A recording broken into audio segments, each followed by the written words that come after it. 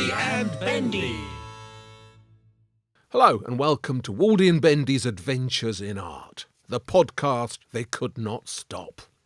I'm Waldemar Janustak and I'm the art critic of the Sunday Times. But I'm not alone on this artistically ambitious journey. One of Britain's finest art historians can be heard on here as well.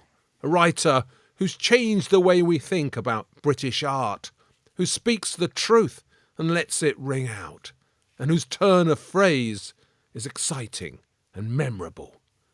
Bendy. Wasn't Katie Hessel really good when she came on the other week? I thought you were going to say either Katie or Andrew Graham Dixon. How nice. Yeah. You saw through me. I'm only teasing. You are, of course, absolutely great as well, and you are the wonderful Bendor Grosvenor. Bendy, I've been hearing a rumour that there are exciting things happening on the farm. Is it true there are big developments on the donkey front?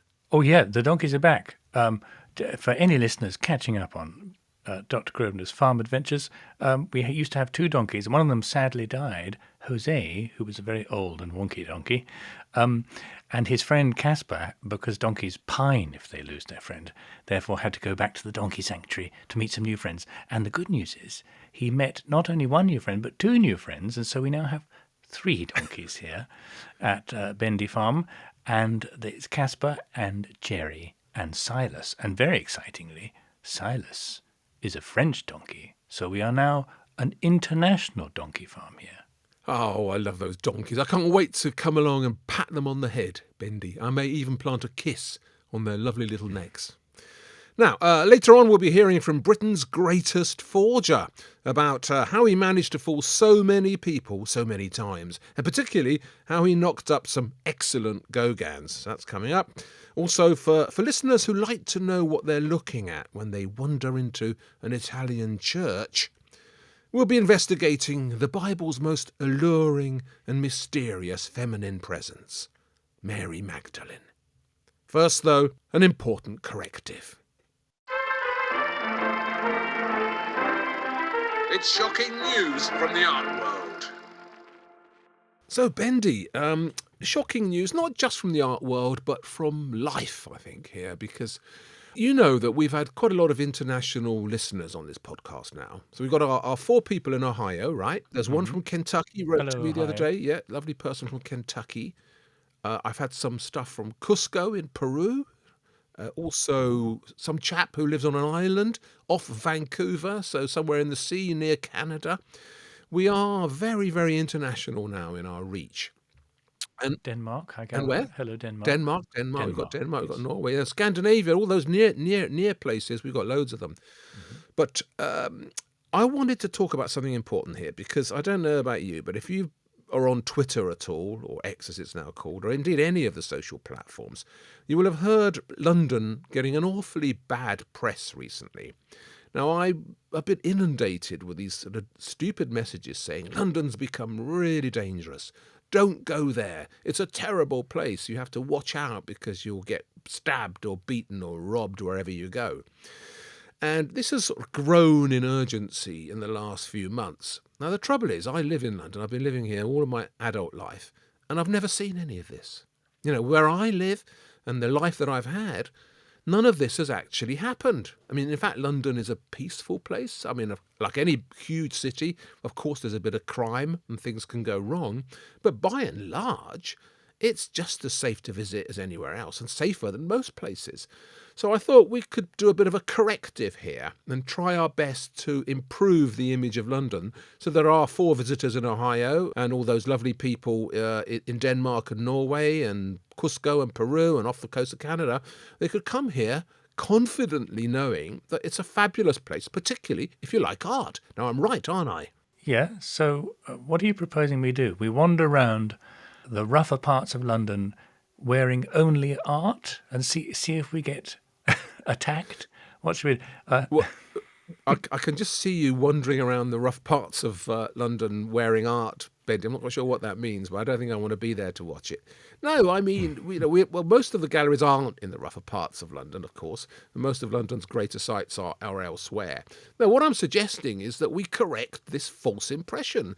Now, there are places in London that have got less art than other places, But it is basically a city full of art. There's so many galleries, so many places to visit, so many fantastic sights to see. People can turn up and feel very safe, I think, here.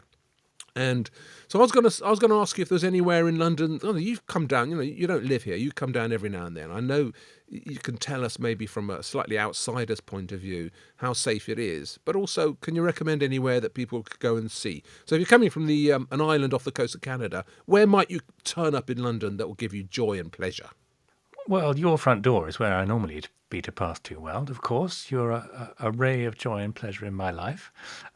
I don't know. I have to say, speaking to you from the rural delights of the Scottish borders, having left London about 10 years ago because it was all getting a bit hairy for me, not in a dangerous way, but just rather expensive and sweaty. As I slowed down into my dotage, it's probably harder for me to wave the flag for London. So why don't you start, Weld? Have you got a place in mind? Well, I was going to recommend the Courtauld Gallery. Now, although I think it's a pretty obvious place to recommend, I am always amazed by how many people don't know about it and don't go there. And it astonishes me because it is one of the great collections of art in Britain. So if you go to the Courtauld, which is just near the Savoy. That might be the sort of landmark that you'll recognise, Bendy. You know, when you go to the Savoy a lot, this great Savoy Hotel, if you come out of the Savoy and turn right and walk down the road a bit, you'll get to the Courtauld Gallery, set in Somerset House. It's not free, which is unusual in London. Most of the great galleries in London are actually free, which is yet another huge advantage of it. The Courtauld isn't, but it doesn't cost that much to go in, and it's really, really worth it when you do. So they've got a bit of an old master collection there, some rather nice Italian Quattrocento stuff, sort of early Renaissance, and upstairs a couple of cracking Baroque paintings, things by Rubens, a bit of Van Dyck, and of course a great painting by my hero William Dobson. But what's really outstanding here is the post-impressionism. So we're talking Van Gogh, we're talking Gauguin, we're talking Seurat, and we're talking Toulouse-Lautrec, all of whom are represented here with exciting pictures. Now, if I can just pick the most obvious, perhaps, Van Gogh's self-portrait with a bandaged ear. You know, that famous image painted just after he cut off his ear in Arles. He's got a bandage on his head. He's got a kind of easel behind him, looking a bit like a crucifix. So he's feeling sorry for himself. But it's a really famous image, and it's played a huge part in promoting the Van Gogh myth. That's there. Gauguin's Nevermore, which is one of the images of one of his teenage brides lying down, having had nightmares or something, in a hut in Tahiti, and there's a black crow, or it's a raven actually, perched on the side in the window, and that's where the title comes from. It's called Nevermore, comes from Edgar Allan Poe. So, I mean, these are hugely famous paintings, and they're on show at the Courtauld Gallery. And every time I go there, which is often as I can get there, my mouth drops open and I'm excited. As you must be when you go there as well, Bendy. I love going to the Courtauld Gallery, not least because it is the home designed by the architect William Chambers in the 18th century of the First Royal Academy. Did you know that well? I did know that, yes. There was a room there, wasn't it, where they used to hang all those pictures, many of which were skied because they didn't like them. Yes, and you can now visit that room because they've reopened it. So it's quite interesting. You got that beautiful spiral staircase, which alone I think is worth a visit to the Courtauld Gallery, a feat of engineering and architecture. And they deliberately put the showing rooms at the top of the gallery because they wanted you to climb the stairs. It was like a sort of classical conceit, ascending the heights to Parnassus, high art in the highest sense. And I quite like the fact that it still is full of masterpieces and you can still experience that. And when you go up the stairs, you get a bit of exercise as well. Yeah, what's not to like? As we were discussing the other week, art is good for us in so many ways. But yes, if you were staying in the Savoy, in the Valdemar suite, which I know you have reserved there for you 24/7, goodness, what treasures await you if you were visiting London, because you've got the National Gallery just down the road. Over the river is Tate Modern, again down the road, Tate Britain, and the National Portrait Gallery. You are in the epicentre of so many amazing masterpieces. But I have to say, well, if I was going to be a contrarian, which I know you enjoy me doing, I would point out the richness that you get in London, which you are justly praising when it comes to all the museums, is, I'm afraid, typical of you Londoners. You get everything. You get all the art, you get all the money. So of those museums I've mentioned, they're all paid for directly by the government, supported. They're nationally funded museums. There are 15 nationally funded museums in our country, and 13 of them are in London. So I would also like to say, I'll come on to my London highlights in a moment, but I would also like to say that there you are in London with your Crossrail, your 4 London airports, your 13 museums, your central heating. Spare a thought for us out in the Shires. And to all you Ohioans coming over to visit London and Valdemar, do also go further afield, because we have some wonderful regional art galleries like Manchester and Leeds, full of treasures everywhere you go. Bendy, you are such a contrarian. I mean, what you said is, of course, exactly right. But Leeds and Manchester and the other places, what they don't get is people going on Twitter on a daily basis saying, don't go here because you'll get beaten up or you'll get stabbed or you'll get robbed. And the reason I've highlighted London is really just to correct the image that it has of somewhere you shouldn't go to. Now, of course, we have some pleasures here and some opportunities that you don't get elsewhere. But think of it this way, Bendy. I can't pop out of my front door and stroke the donkey.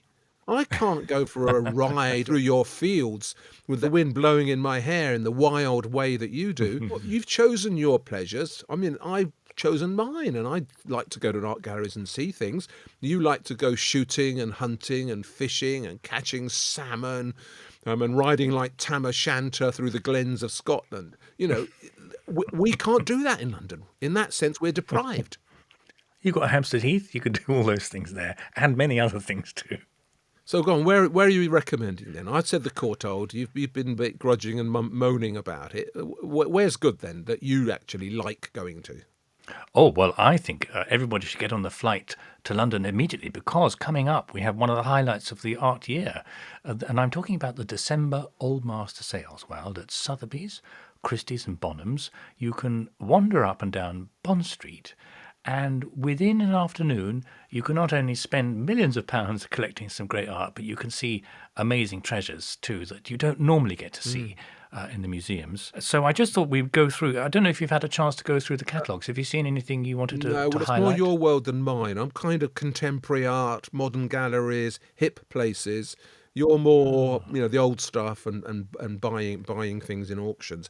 But one thing I totally agree with you about is that going to these auction houses is such a fabulous joy. And that is free, of course. You can always go and see the shows before the stuff is sold.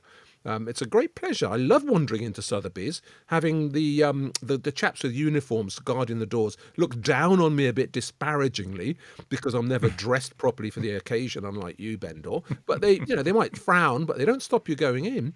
And I love going around and seeing what they've got. And you've got a sort of different level of art there, which is this stuff that's being sold on the old master market. So no, I haven't been to the recent views of what's coming up. Anything good?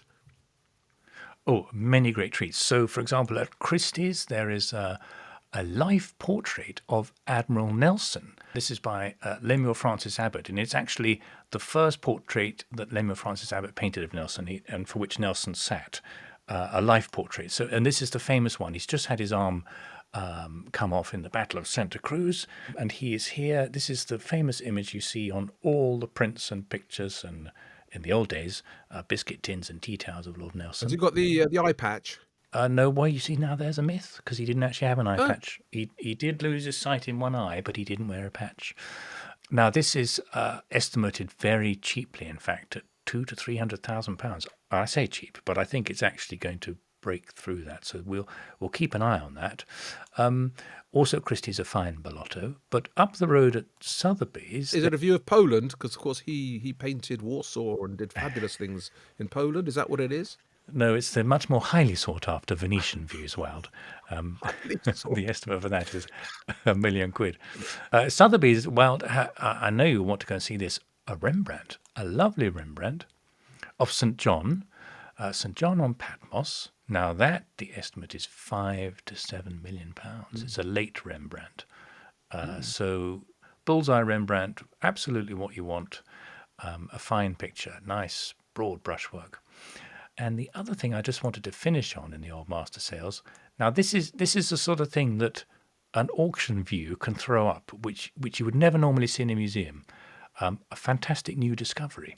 It's a triptych, Wild, painted in the Netherlands in the late 1400s, so we're talking about 1480s and 1490s.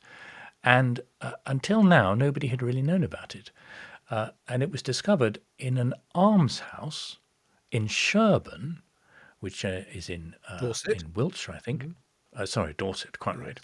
And it has been there, this is the most extraordinary thing, ever since it was bought by the almshouse in the 1480s or 90s.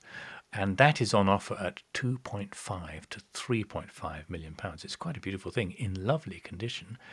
It was hidden during the Reformation, so it escaped the attentions of ghastly Henry VIII and the iconoclasts.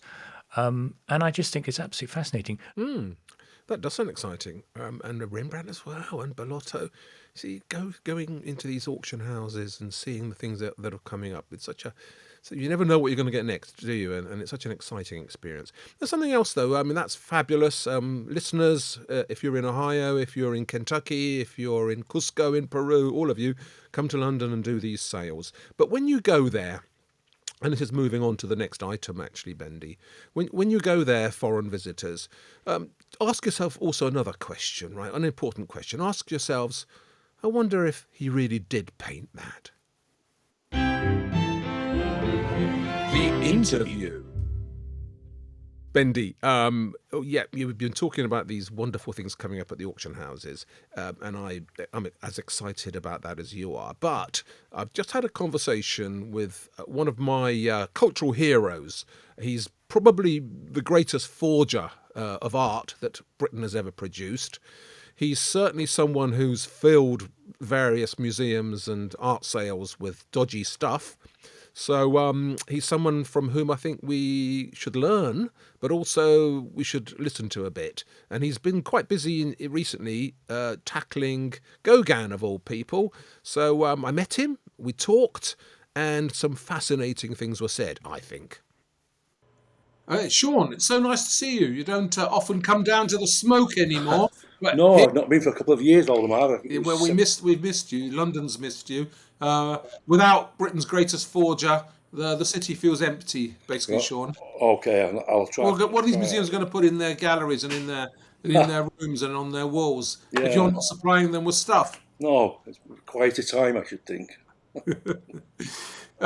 It is very nice to see you. So I know you've been pretty busy. I hear you've been back on the Gauguin trail. I have, Waldemar, And you've been making Gauguin pieces. Tell me about what you've been doing. Yeah, well, when I came down a couple of years ago, if you remember, I made you a copy of the Faun, because it was like the most relevant thing to you with that embarrassing moment when you saw the original Faun that I made, the first fake. So I thought I would make you that. I decided to make from the moulds a series of 10 copies like I did with the Gauguin head jug a few years ago.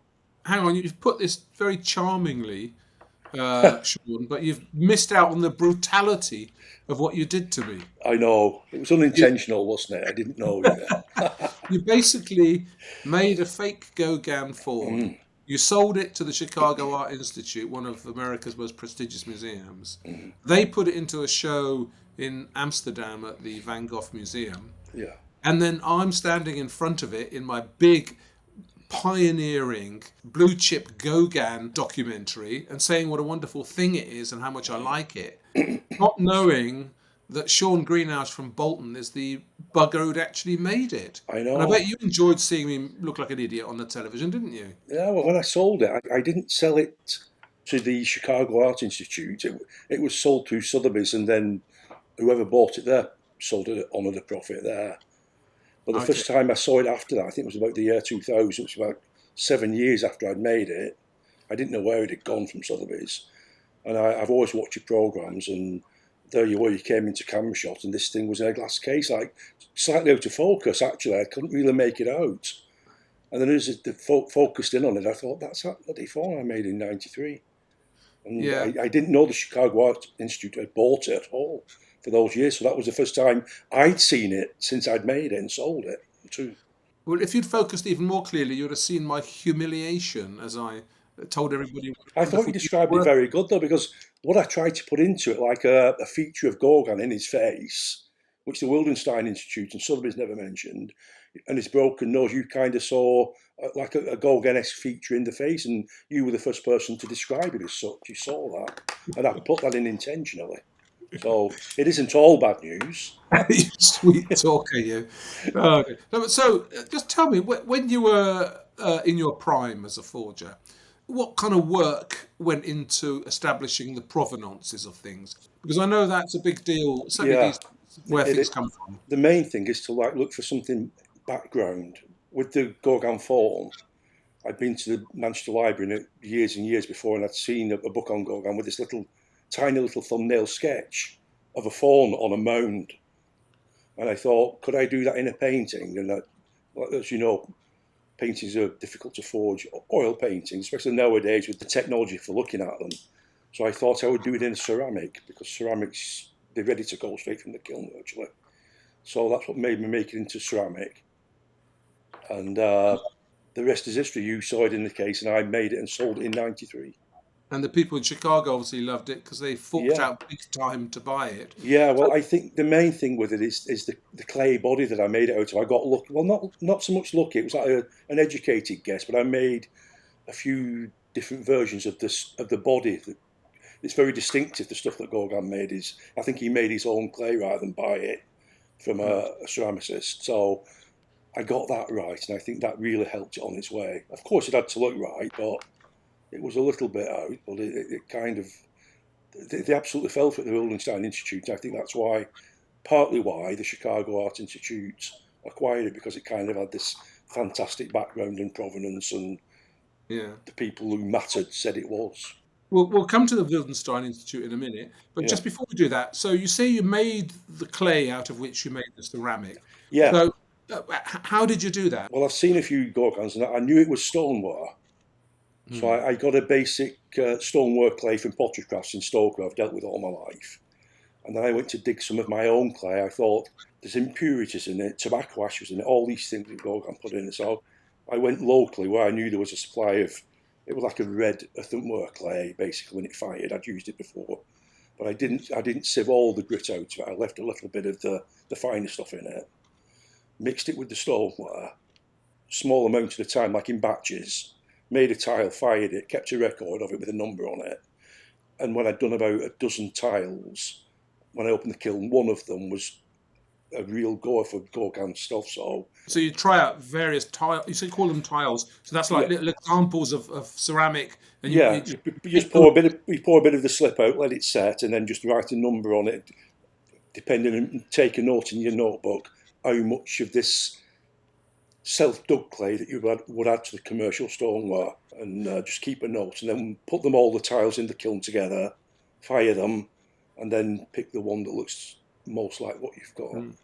I mean, I love Gauguin ceramics. They're part So of do his I. work that is really interesting. I mean, I Mm. know you made a fantastic fake of the Gauguin self-portrait Yeah, jug that he yeah, made yeah. just after he got back from Arles, where you've got almost like a severed ear in a kind of ceramic empathy with Van Gogh, who'd cut off his ear that terrible Christmas that Gauguin and Van Gogh spent in Arles.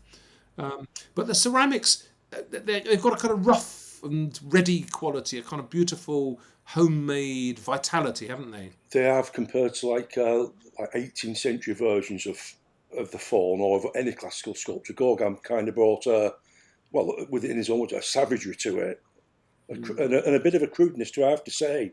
When I was making it, I was always used to like making ceramics not to a high standard. That's not the right word, but more of like a professional finish, if you want to say that. So I kind of be careful when I made the Gauguin. I found it quite awkward to make it in the savage style that Gauguin made his ceramics. So Yeah, so you have to that took a pretend you knew less than you did know. well in a way, but that Gauguin has his own thing anyway, hasn't he? Is it true that he would sometimes just flick cigarettes? Because he used to smoke a lot, didn't he? Cigarettes, and he just flick ash in it and stuff, and that. Yeah, you can see it in his ceramics, like little blown out craters in the clay, and with it being a kind of ash, it forms like a tiny little glaze crater, if you like a little volcano in this clay body, and that's by adding ash, maybe cigarette ends, cigar butts, whatever. He just chucked a lot in and up. Yeah. So you made this stuff out of which you will make the ceramic. What is it that drew you to ceramics? Because obviously in your career you faked everything. You faked paintings, you faked sculptures, you faked Yeah. drawings, you faked books even. What is it about ceramics that you like?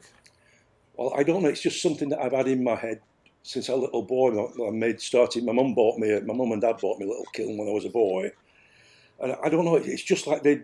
What I find fascinating about them is that like all over the world, like the Chinese, the Japanese, the South American cultures, African cultures, they all have their own take on ceramics, and they're all basically the same thing, fired earth, but they come at it different ways. It's the variety in it that I like the chemistry, the variety, experimentation. You can't fire two pots and they come out the same. Are So they easier to fake in the sense that they're harder to date? Is that right? absolutely yes, yeah.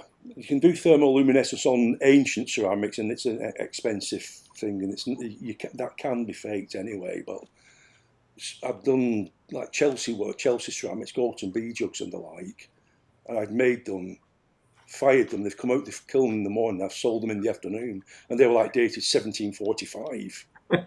And I did have some success with them with quite well known experts in the field. Your work is all over the museums of Britain. I know that because I've been round a couple with you.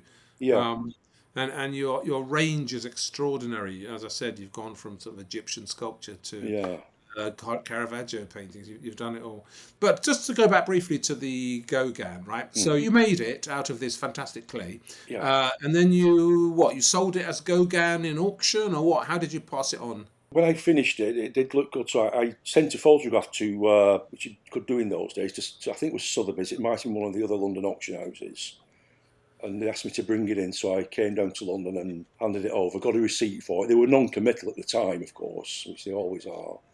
And anyway, things transpired, and I got a call from the expert to say that they wanted to sell it, put it in one of their auctions, and that the Wildenstein Institute in Paris, it had been there because everything has to be authenticated through them. They are like the last word on it.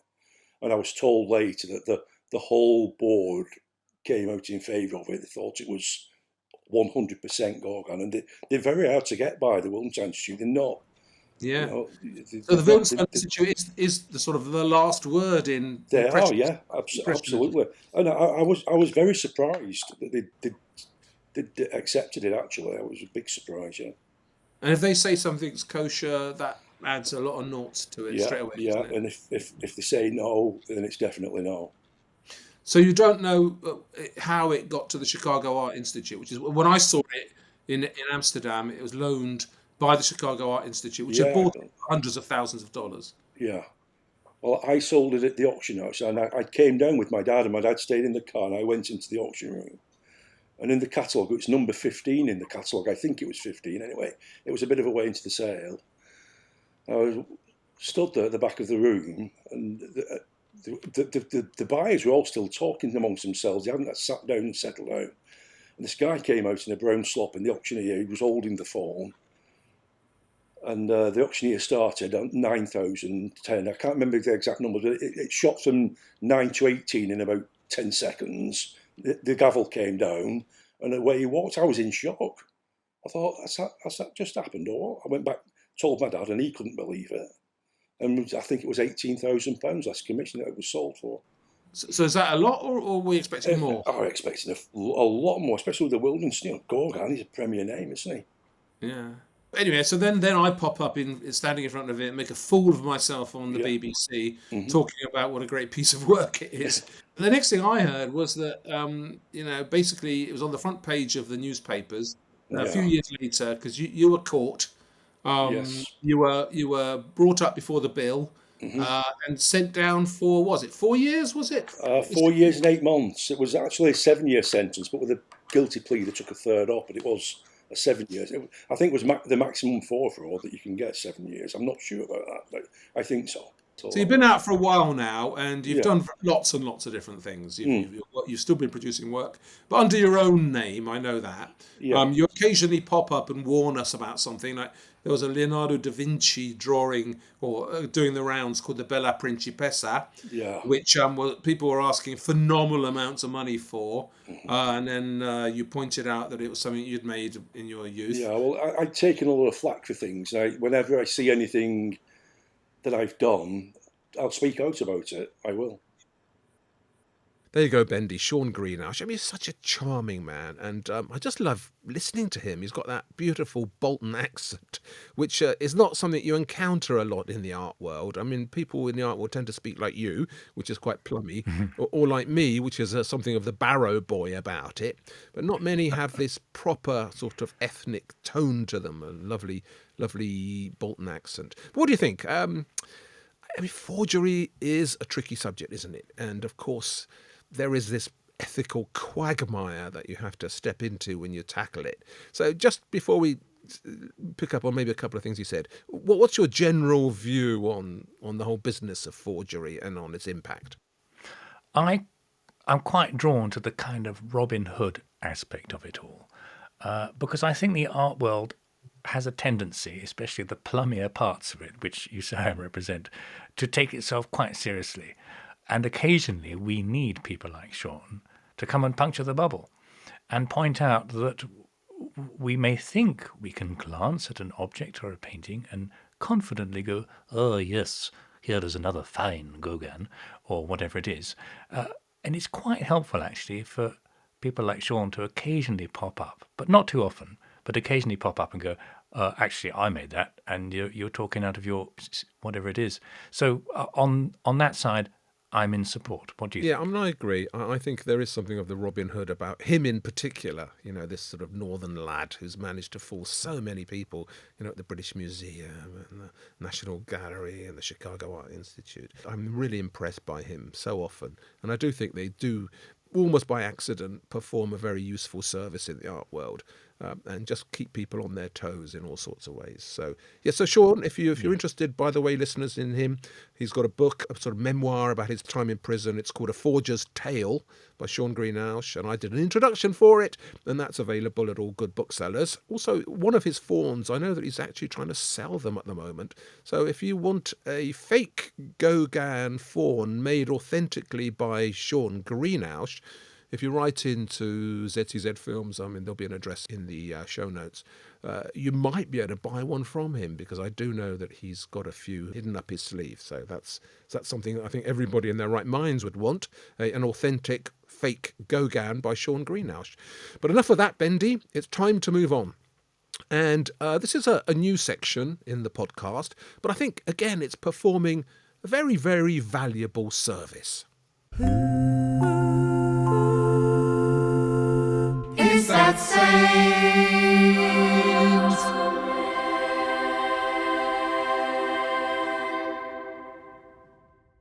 There you go, Bendy. A new tune and a new thought. Who's that saint? Now, this is prompted by various letters I've been getting from people saying, when I go on holiday, say, let's say I go to Rome, like you went the other week, and I walk into an Italian church, they say, I love hearing how much you like the old masters, but I personally, I'm bamboozled by what I see. There's so many saints, all these altarpieces full of people. Who are they? And after a while, I thought, you know what? They're absolutely right. I mean, I tend to know who these people are in all the paintings, but of course there are so many saints that it's really difficult to know really what the altarpieces and what the art's trying to tell you.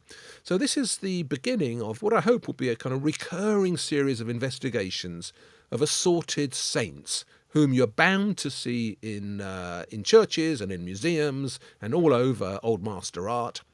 And the point really is we're going to try and help you identify them. So, Bendy, I thought we'd start right at the top, really, in terms of excitement, with the wonderful, the complex, the mysterious, the alluring Mary Magdalene. Now, she means a lot to you, I'm sure, doesn't she?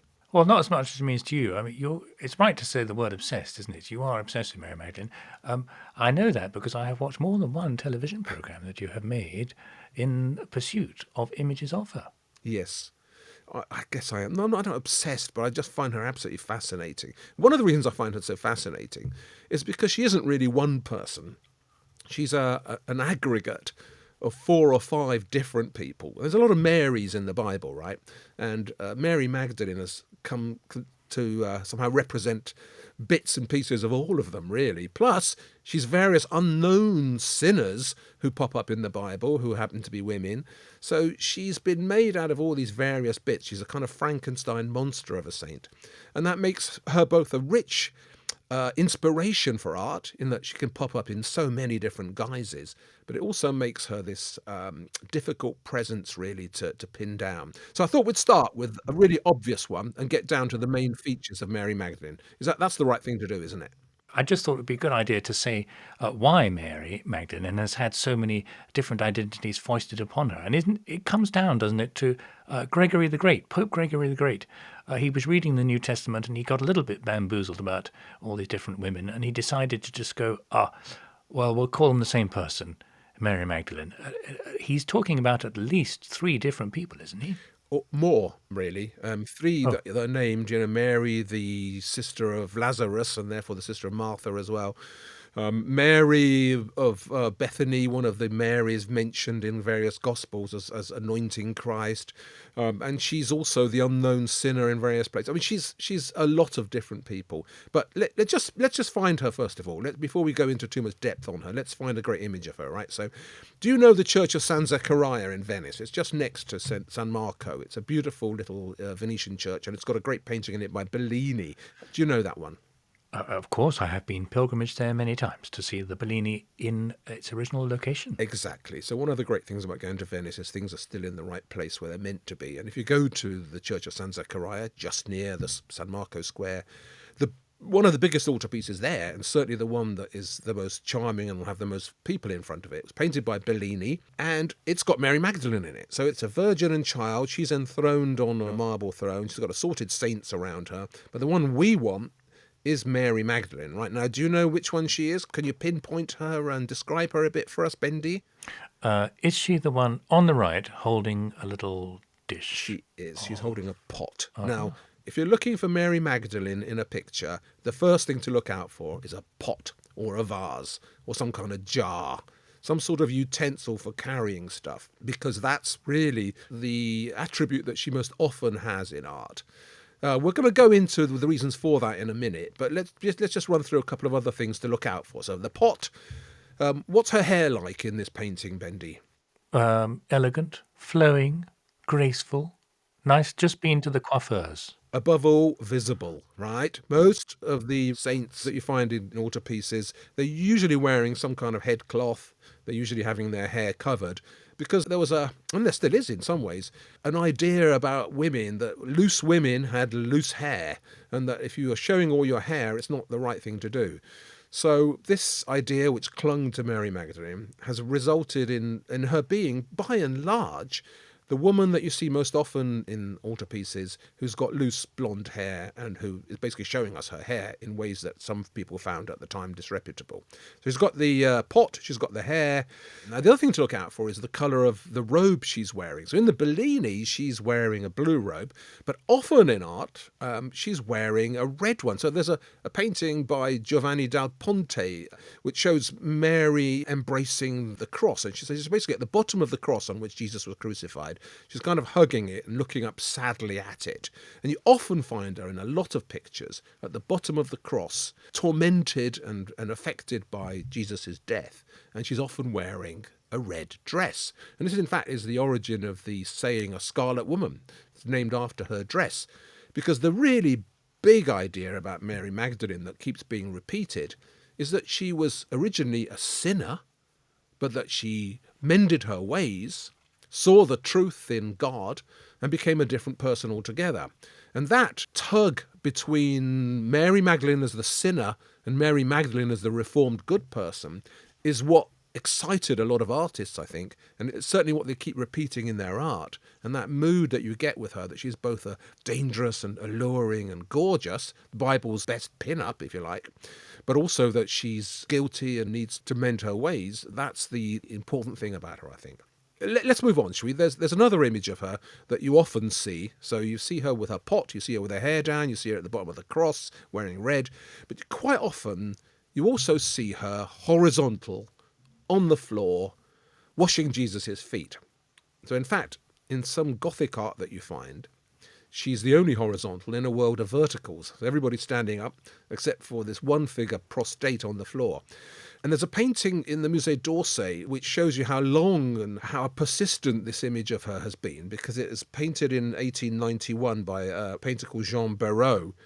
And he's essentially famous for painting scenes of the Belle Epoque, so people wandering about Paris looking decadent and bourgeois.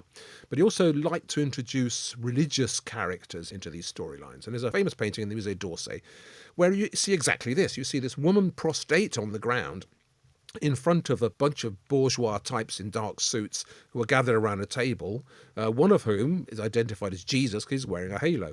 Now, why is she on the ground grovelling at the feet of all these people? Because in the Bible, one of the stories that's told about this fictitious Mary is that a sinner, in fact an unnamed sinner, the name Mary was only attached later, turned up at the house of Simon the Pharisee. And when Simon the Pharisee didn't wash Jesus' feet properly or anoint him properly, as he should have done, that was the custom at the time, Jesus was upset by this, but a woman who happened to be there, an unnamed sinner, decided that she would do it instead. So she prostrated herself on the ground, washed Jesus' feet, and then they say later dried it with her hair. So you see a lot of this image being repeated in art. And it's the origin of the pot, really, because the way that she anointed Jesus' feet with perfume in the way that they did in those days, that has led to this idea that she should be identified by the pot that she carries, which is basically a pot full of perfume, particular perfume called spikenard, actually. That's what they call most of the perfume that she uses. So there you are. If she's a horizontal figure in a world full of verticals at a dinner, that's probably Mary Magdalene as well. What do you say to that? She's got so many attributes and identifiers. Long hair, changing clothes but often red, and prostrate and carrying a pot. What's next? Now, you've sent me a picture that you like of Mary Magdalene that you want to talk about. And the key thing about your picture is that not only is she not wearing this red robe we talked about at the foot of the cross, she's wearing nothing at all. She's naked. Now, tell me why, first of all, why you like this picture, why you want to talk about it, and what the hell's going on here. Why is this Mary Magdalene, in this particular representation of her, why is she stark naked? Well, before anyone thinks I only want to talk about Mary Magdalene's breasts, this picture is by Francesco Trevisani, and rather cheekily, I want to mention it because it's one of my discoveries, Wild. It's a painting that we did a programme on for the BBC back in the day called Britain's Lost Masterpieces, and this was a painting which was in Brighton Museum with no artist name attached to it, and it was looking a little bit sad and had become covered by layers of old varnish and dirt over the years. We decided that it was worth further investigation. We cleaned it, and it cleaned beautifully. And lo and behold, there was a picture by an Italian artist made in the early 18th century, Francesco Trevisani, beneath all the dirt. And it's now on display at Brighton Museum. But anyway, it was such an interesting story, I thought, because we see this is the picture, the type of Mary Magdalene known as the penitent Magdalene. So we see the long hair, tick, and she's holding a cross, and she's often shown in the desert, and she is shown naked. And as I understand it, well, Mary Magdalene is one of these, as you say, combined characters, folded in partly by Gregory the Great's misreading of the Bible as being someone who sinned and who basically had been a prostitute and then was saved by Christ and saw the error of her ways. And that gives artists, particularly in Western art, license to show her naked. And this evolved as a kind of conceit that she became rather like in the old days in the Sun newspaper, there was always a page 3, and this used to be a topless person, a topless woman. And that became a kind of culturally acceptable way of just rather randomly in our daily lives having a nude picture of a woman in circumstances where one couldn't normally. So I associate these pictures of penitent Magdalene where she's shown topless as a kind of moment where obviously, the patriarchy strongly in action in both artists and patrons and audiences, saw this as an opportunity where they could show a topless woman in circumstances where they wouldn't normally be able to. Yeah, I mean, first of all, absolutely right. I mean, obviously, she's the nearest thing in the Bible, as it were, to a pin-up, although she didn't actually exist that way. That's how people have seen her. But this is very specifically another kind of image, though, Bendor, because the naked Mary Magdalene is actually Mary Magdalene's image blurred with an image of another saint called Mary of Egypt. Have you heard of Mary of Egypt? No? You see, Mary of Egypt was a prostitute. She was crazy about sex, and her story sort of comes up in the Middle Ages, really. And what happens to her is that she's crazy about sex, but she goes to Jerusalem and tries to walk into the church of the Holy Sepulchre, having got there by basically seducing pilgrims on the way. And a miraculous force stops her going into the church, and it's God stopping her going in because she's unworthy. So she goes off to the desert and repents and lives in the desert in a cave for about 30 or 40 years, and eventually dies there naked, covered only by her hair. So her hair has grown so long, that's all that sort of covers her. So that's one of the inflections that we get with the story of Mary Magdalene. But there's something else which is even more pertinent, because Mary Magdalene, apart from all the other things she did, was also the character who was supposed to have brought Christianity to Europe. Now, she did this when the Romans stuck her on a boat and the Jews stuck her on a boat and sent her out in the Mediterranean, and she floated across the Mediterranean and ended up in Provence. And in Provence, she brought Christianity to pagan Europe, and also ended up living in a cave in Provence, in a place called Saint-Baume. In this cave, which is where you see her in this painting, your Trevisani, but lots of other paintings of the penitent Magdalene, she repented for 30 years. And she didn't eat, she didn't drink, she only prayed and felt guilty for her past, for her naughty past as a prostitute. And she was kept alive by divine music coming down from heaven to her and nourishing her. So these penitent Magdalene images, and pretty much every major Baroque artist did one, there's loads of them. They're also representations of Mary somehow staying alive, staying young, staying beautiful, despite the fact that she hadn't eaten anything for 30 years and was being kept alive on divine music. So those images also where it goes to the next stage almost, which are called sort of Mary in ecstasy, where she's not only naked and penitent, but also seemingly enjoying a kind of thunderous religious orgasm. That's the kind of next stage, because that's what divine music can do for you, Bendy. I mean, it can pleasure you in ways that are deeply profound. So all that is going on as well in this image, apart from the things you've already mentioned. Well, I still think it's mostly about blokes wanting an opportunity to rub their thighs. And in particular, this penitent Magdalene type by the artist Francesco Trevisani. Trevisani churned them out. And it's very interesting the kind of people he churned them out for. So Francesco Trevisani had his studio in the palace of one of the great cardinals of the time called Cardinal Ottoboni. Now, Ottoboni was, so they say, deeply religious, but he also had apparently up to 60 children and many mistresses. And one of his favourite things was to commission portraits of his mistresses in the guise of saints. So I think this kind of image of Mary Magdalene, knocked out by Trevisani, who was working in his palace, is an example of just that kind of pornographic religious art iconography crossover, which they were producing by the cartload in Rome at this time. Well, it's certainly that, and there are an awful lot of nude Mary Magdalenes around. That's true. But just before we move on to kind of her next major guys, so you know the story I was saying about Mary of Egypt, who lived in the desert and who had the identity of Mary Magdalene, and who even though she was naked, she would cover herself because her hair had grown so long it covered her body. There is actually another version of the Mary Magdalene image called the Hairy Mary. Have you seen any Hairy Marys? I've seen a statue of a hairy Mary.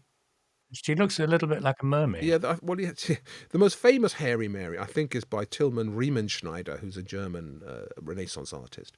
And it's this idea that she covered her nakedness with her hair taken to the next stage by the crazy Germanic mind, so that the hair is actually grown all over her body. So if you go into, well, particularly Central American churches and galleries, then you see a naked woman who's actually covered in hair, literally from her head to her toes, and the hair's growing out of every single bit she's got. As you see in the Tillman Riemenschneider, that too is Mary Magdalene. Mary Magdalene in the guise of the hairy Mary. Well, there's a lot of hair in this story so far. There is. But let's move on to something more respectable, perhaps, because in amongst these many identities that she has, there is, of course, perhaps the most important of all, really, which is Mary is the person who discovers Jesus Christ after Jesus dies on the cross and then rises from the dead again 3 days later. The first person to meet him and see him is, again, Mary Magdalene. And this time, Bendy, we're back at a sort of proper religious moment, aren't we? And an important religious topic. Yeah, and the scene that the artists tend to portray most is from the book of John, chapter 20, verse 12 to 16, if anybody wants to read it. And this is when Mary goes to the tomb, finds the tomb empty, and doesn't quite know what to do. An angel says, "What are you worried about?" And then she turns around and sees a man standing next to her. And there's a lovely line in the book of John, which almost a throwaway line, where John says, "And she mistook him for a gardener." And this gives artists a chance to portray Jesus before he ascends to heaven as a gardener. And then there's a key moment where he delivers one of his most famous lines in The Passion of Christ, which is, as Mary reaches out to touch him, to touch Christ, he says, "Don't touch me, noli me tangere." And so it becomes a moment of great drama and sensitivity and caution, and sometimes a little bit of perhaps unintentional humour as artists portray Mary Magdalene at this particular moment. It is funny. Yeah, you've chosen a picture by Lavinia Fontana that I think shows this moment very, very directly. And yes, I mean, it is funny to see people trying to imagine Jesus Christ as a gardener. So it's often done with just his hat. So, I mean, I don't know what you wear when you go gardening, Bendy, but I imagine you probably too wear the kind of floppy, trilby effort of the sort that Jesus is often seen wearing to protect him from the sun as a gardener meeting Mary Magdalene. And he's usually holding some agricultural implement, so a rake or a hoe or something. And poor old Mary Magdalene, again, often holding up her vase to just make sure we notice that it's her, is kneeling in front of him, unable to touch him. So it's a proper religious moment, and it's, again, pretty much everybody has painted it. Yes, and what I love about the Lavinia Fontana, most other artists, like, for example, Titian has a famous Noli Me Tangere in the National Gallery, where Christ is indeed shown as a gardener, but it's only because he's holding a little hoe, a small tool, but he's still wearing the kind of robes in which he had been put in the tomb. The extraordinary thing about the Lavinia Fontana is that she's gone the whole hog. Jesus is clearly a gardener because he's got a spade in his hand. He's wearing the floppy hat. He's got, gardening clothes on, and he's got a belt which might have a little sort of tool attached to the side of it. And it looks like he's been busy for about a week, thoroughly turning over the vegetables and the potatoes. Indeed, and as I said, he's a kind of Bendor Grosvenor of the biblical age with his authentic garden look. But my favourite moment, favourite artwork inspired by this moment, it happens a little bit earlier, and it's when Mary Magdalene is the first person to go into the sepulchre, and she finds that Jesus has in fact departed, and all that's left behind is a kind of loincloth. And there's a painter called Savoldo in a picture in the National Gallery that shows this moment with a kind of brilliance that always excites me. So what you've got Mary Magdalene, right? It's twilight. She's come out of the sepulchre and she's wearing this silvery robe which covers her hair for once and her back. And she's turned towards us, and if you look in the corner, there it is again, the vase that makes sure we know it's her. And she's turning around looking at us. And the thing is, right, on her back, on this silvery cloth, this robe that she's wearing, a sort of spectral, magical light has fallen. Now, where's this light coming from? Well, the implication is it's coming from Jesus. So this is the moment when she's come out of the sepulchre, She thinks that he's gone, he's dead, and the body's gone. She's about to encounter him again as the gardener, but at this point, that hasn't happened yet. His presence is just implied in the picture by Savoldo with this magical light on her back.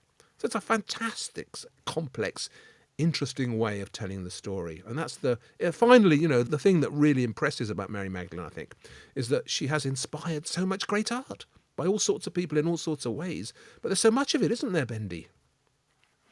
Yeah, the extraordinary thing about the Savoldo, which is amazing, is that Mary is looking directly at us, which is that supposed to imply that we are in the role of Christ? And how would audiences respond in No, that I don't sort of think she's time? looking at us as Christ. Christ is glowing on her back, but I think she's looking in our direction, and that Christ is basically in our direction, sure.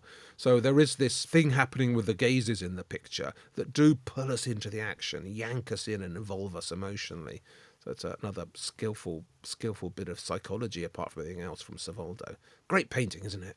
Yeah, I know. I always thought it was the moment where Mary turns and recognizes Christ, and I thought we were being invited to partake in that particular moment. And I just always wondered if it was actually slightly blasphemous. But if you say audiences weren't troubled by it, then probably not. Yeah. No, I don't think they were troubled by it. And he's basically the key signifier of Christ here is the miraculous light. So although you can imagine yourself to be Jesus when you look at it, most people would just see that whoever's casting that magic light on her that she's turned around to look at, that's the Jesus, not Bendor Grosvenor. So listen, what a fantastic collection of pictures. I'm just going to throw one in just for very briefly at the end, because you had that fabulous interview with Andrew Graham Dixon last week about his view of Vermeer.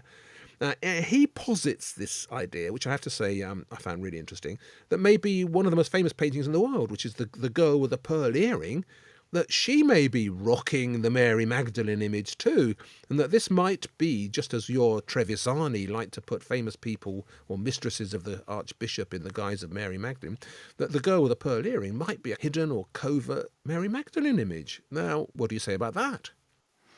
Well, I like the idea, and I thought Andrew's case was that the sitter in The Girl with the Pearl Earring is someone called Magdalena van Ruypen, and she was the daughter of Maria Noit, who is the person who commissioned Vermeer to paint about 20 pictures for him, so about half of Vermeer's known output. So we know this person had this painting in their collection, and we know they had a daughter called Magdalena.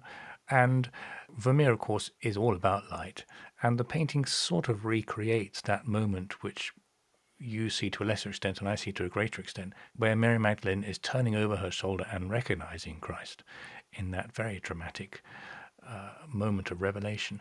And so the idea is, according to Andrew, that Magdalena might be posing here as Mary Magdalene, and Vermeer might be representing her in that scene. I'm surprisingly up for that reading, actually. It's something I've vaguely suspected all along, that a lot of these Dutch tronies, these head portraits and Rembrandt self-portraits and all the other slightly mysterious images you get in Dutch 17th century art, people in fancy costumes, that they're meant to represent something more, a step further. And of course, if this is Mary Magdalene, a kind of evocation of her, the giveaway is the pearl, isn't it? It's the big pearl in her ear that signifies it might be her. Because one of the other things you often see with Mary Magdalene is that, having been this famous prostitute and given so much pleasure to so many men over the years and been so vulnerable to the pleasures of life, she casts all that aside, doesn't she, when she finds the true path and joins Jesus on the path.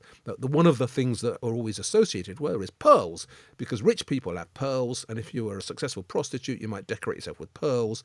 There are plenty of paintings of Mary Magdalene where the pearls are scattered at her feet. There's the great Caravaggio that's in the Palazzo Doria Pamphili in Rome, or Guido Cagnacci's painting of her prostrate on the ground. Pearls are lying on the ground because that's what she's given up. That's the life she's left behind. So this sense in which the pearl just on its own can be one of her signals, one of her signs, is very insistent. And I got a feeling that Andrew's probably right, and that we should be reading The Girl with the Pearl Earring as a kind of evocation of Mary Magdalene. It's a great theory. And I'm surprised, actually, the extent to which it has been poo-pooed by some of the more sort of academic wing of our art history collective. But I think that's partly reflects the fact that we have fallen into a way of wanting to see these things in a more secular way, and almost by accident as much as by design, we have chosen to forget any possible religious interpretation. But, well, the really exciting thing about art history is because artists and audiences wrote so little down compared to most other historical events, there is very rarely any right or wrong answer, and we can just go on speculating as much as we like. So there are lots of other saints that we could talk about, and indeed, all we need to do is find an opportunity to do it. It's been great fun. And on that note, Bendy, and anybody looking for the pictures that we've been talking about, wanting to see them, they can go to the ZCZ website and have a look at our show notes, or they can go to YouTube and click on the buttons that say ZCZ Films and actually watch you in action, with and without your gardening hat. And enjoy all that and see some pictures to go with all the sounds. But on that happy note, that's a bye-bye finally from me. And goodbye from me. See you all next week.